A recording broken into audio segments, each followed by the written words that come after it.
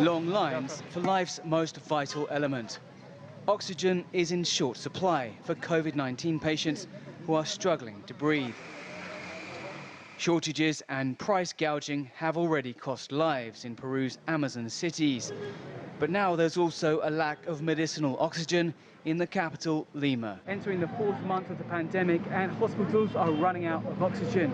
People with sick relatives are having to make life or death decisions where to buy oxygen canisters in an open market where often the prices have been pushed up exorbitantly.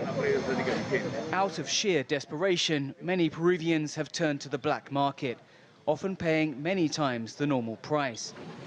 People are lining up for hours, even days, to get the precious supply. I work for a security company and I'm out all night. Look at the effort I have to make so I can help my mother. Because if she doesn't get oxygen in a day or two, she could die. But at this outlet, the price, around $5 per cubic meter of oxygen, has not changed since before the pandemic.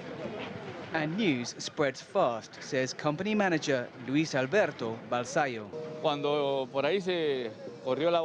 When word got around that we were selling at $5 and we'd stayed at that price, overnight we woke up with a queue 5 blocks long.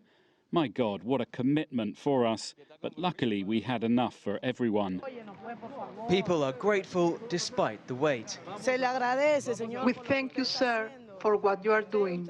You are an angel. Balsayo says they've never been busier. We kept the price the same for the good of the population. Regrettably, others have raised theirs. In other words, they follow the law of supply and demand. But how can you do that when faced with such human misery? There's so many lives at stake due to a lack of oxygen. To charge more, that's just a terrible thing to do. But everyone must live with their actions and conscience.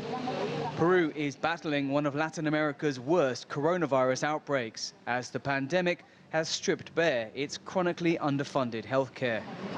Earlier this month, President Martín Vizcarra said Peru would guarantee the oxygen supply. We have approved an emergency decree, which gives extraordinary measures to increase production and access to medical oxygen systems for the treatment of the coronavirus.